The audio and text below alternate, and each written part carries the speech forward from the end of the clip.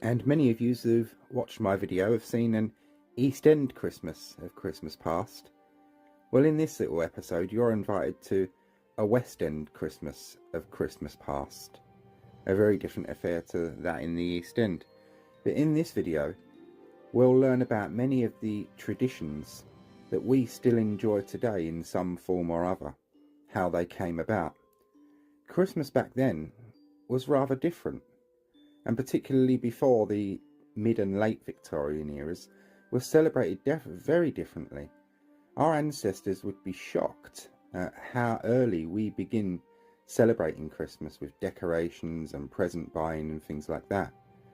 Back then, Christmas began on Christmas Eve, and you had the 12 days of Christmas, ending on 12th night, which is the 6th of January. And I want to take us back 180 years to 1844 and to an affluent London parish. And this somewhat cosy scene depicts the very type of thing I'm trying to make you envisage. The shops decorated with the greenery and Christmas trees, a fairly new thing in those days at that time. All the merchandise brought in from the country and piled high, or brought in from abroad, or produced within our own country, which we don't really do anymore. So I've taken us back 180 years, and we're now going to discuss some of the Christmas traditions. One of the Christmas Eve traditions in those days, in town and country, was to bring in the Yuletide log. A great big log, much bigger than anything that would usually be burned, and then that was designed to burn for the 12 days of Christmas. It was a symbol of good luck, and of course when everyone was celebrating the 12 days of Christmas, which they did wholeheartedly and with gusto, the log would require little maintenance like a fire would normally do, what you'd have to tend and keep. And the Yuletide log developed itself into the Christmas log, what we enjoy today, the Yuletide log. And Christmas decorations before Queen Victoria and Prince Albert, really for the masses, Christmas decorations you would buy from people in carts like this man here on the streets in London, or in the countryside. You'd go out and collect it yourself. And there's an old poem that goes, "Bring in the ivy, the holly and the bay, and the Christmas logs for firing, and may ye be merry all the Christmas long, and drink to your heart's desiring." And here we see another typical scene of a man going around selling holly. And the children decorating for Christmas. Everything would be covered in greenery. And even before Christmas as a Christian celebration in this country, I'm going back many hundreds and some cases thousands of years, the winter solstice, humans around this time of the year have always felt the need at the darkest, bleakest, coldest months of the year to bring in things into their lives and homes to brighten things up. And we still do that today at Christmas with our bright, colourful tinsels and flashing lights. And back in those days, they didn't have bright, colourful tinsels and flashing lights. Their Christmas decorations were pretty much all natural. And once they were finished with, one of the traditions was to burn them on the fire. And the era we're interested in, of the 1840s, that's really the era of the coming in and advent on a bigger scale, and as we know it, of the Christmas tree, as we'll learn a little bit more as we go on in the video. And now I take you to Christmas Day morning, 1844, and rich or poor, town and country, most people's Christmas Day morning began with going to church. Church played a big role in people's lives in those days. They weren't just religious centres, they were local meeting points and hubs. Many couples met at church, and that's how many relationships began, how many business deals were dealt with, and lots of things happened in and around the church. So we can imagine our affluent West End Londoners of 1844 all making their way, either on foot or in their carriages, to church. And of course, to and from church on their way, and all through the streets of London, and indeed through the streets and farms and fields of England would be heard carols being sung by Christmas carolers and labourers and such like. Many of those songs are either lost to us now or only exist in written form. A lot of them luckily do still survive. And there was the Christmas tradition, pretty much in many places a lost tradition now, of wassailing, where you would sing either a good health to each other, or indeed in the countryside and in places like London, where a wassail would be sung to the produce that kept you alive. So in the countryside you would sing to the animals on the farm or the crops and trees in the fields. It sounds odd to us, I know. And in London, when the wagons started coming in, loaded with all the Christmas goods, people would often be heard singing wassails. It was a lovely tradition that has been lost in many places. And I'll sing you now a wassail that was taught to me by a dear old friend of mine called Fred, a farmer himself, who's no longer with us anymore. And this was often sung around Christmas time. Do excuse my poor singing voice, but I can't find it anywhere online, and if I did, I would get copyrighted for it, so do excuse me. It's we Yuletide minstrels, so weary and cold, pray drop some small silver into our abode, and if we survive for another new year, perhaps we may call and bid ye good cheer.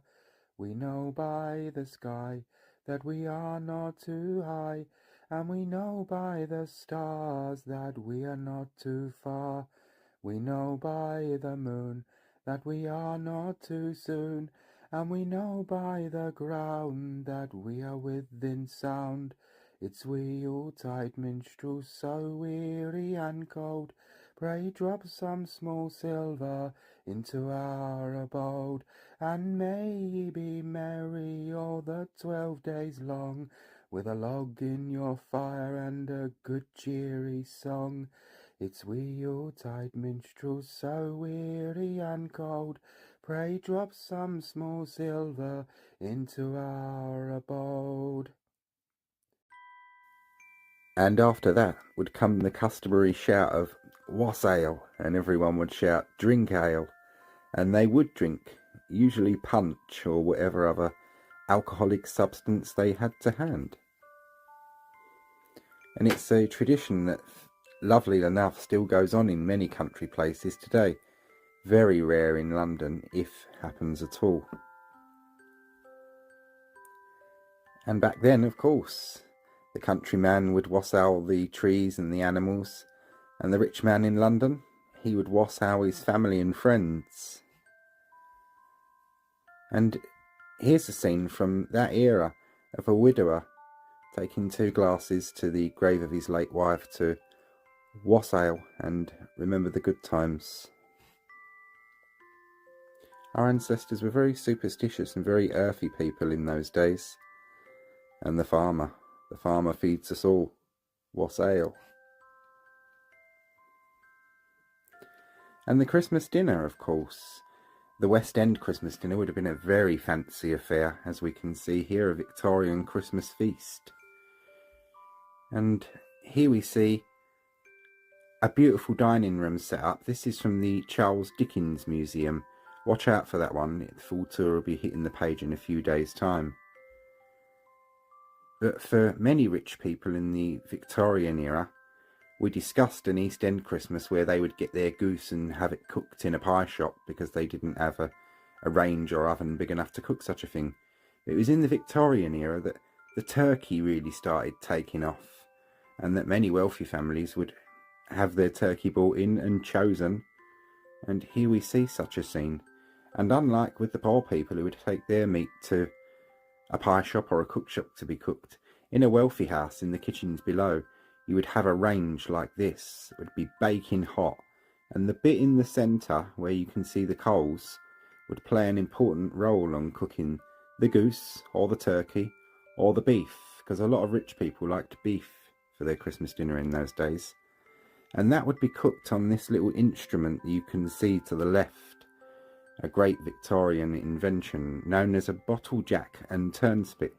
Now you would hang your turkey or goose or beef on the thing inside, and the brass bit above is a clockwork mechanism you would wind up with a clock key.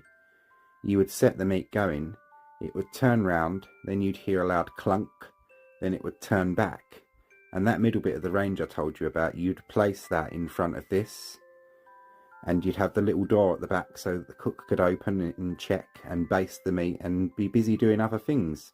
Whereas years before this invention, a poor boy known as a turnspit would have to sit turning the meats on a spit in front of a fire. The Victorians radicalised that, and of course as well radicalised cooking, because before their era meat was cooked above open flames of wood. You couldn't really do that with coal because coal would make it taste foul, so you need to keep smoke and fumes separate from food, and this is just one of the few inventions that our Victorian ancestors came up with that did that. And of course the Christmas pudding, rich or poor, the Christmas pudding was a big thing, and rich or poor, the copper which you see over in the corner there would be scrubbed out once a year, and the pudding cooked or boiled in that, as we see in A Christmas Carol by Charles Dickens, where they went and heard the pudding singing in the copper. This is another scene from the Charles Dickens house. And all that would of course be cooked by the servants, and here we see a lovely little tradition that took place in those days where master would turn servant and servant would turn master. It was something that happened on Christmas Day where the master would come down and they would serve the servants their dinner and raise a toast to them or a wassail. And the Christmas tree. As I said with East End Christmas, the Christmas tree was first brought into this country by Queen Charlotte, the consort of King George III. But really the Christmas tree as we know it and taking off was responsible for that was Prince Albert and Queen Victoria. And here is another scene from the Charles Dickens house, depicting their Christmas tree, which he described in a book. In those days, dangerously lit with candles. And the Christmas tree, a Victorian scene. And entertainment in those days. We mostly resort to television, but in those days it was very much more hands-on, games and music. Parlour games a lot of the time. And here we see a royal image of Queen Victoria and Prince Albert seated playing cards, and this is a coloured lithograph, and the rich would often follow the fashions of the royal family. Here we see a group of Victorians playing Snapdragon, enjoying their Christmas. And children and presents. Really it's the Victorians that we have to thank for the commercialisation of Christmas as we know it. And the Victorians really were the first era of people that started viewing children as little beings in their own right, with wants and fancies that they could be fulfilled with toys and things like that. And the commercialistic aspect of that really came into play in Victorian era. And another tradition that we enjoy today, the Christmas cracker. It was invented by a man called Tom Smith in 1847. He created the crackers first as a bonbon with sweets inside without the snap, and they flumped and didn't do very well.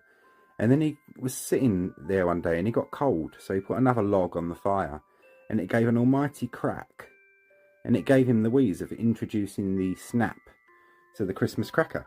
And the first Christmas cracker, you're going to love this, were called Bangs of Expectation. That name didn't last very long, and they soon became known as Tom Smith's Christmas Novelties, and then from there as Christmas Crackers. And here is the man who invented Bangs of Expectation. You can bet even then the innuendo behind that, that's why it got changed quickly, I bet.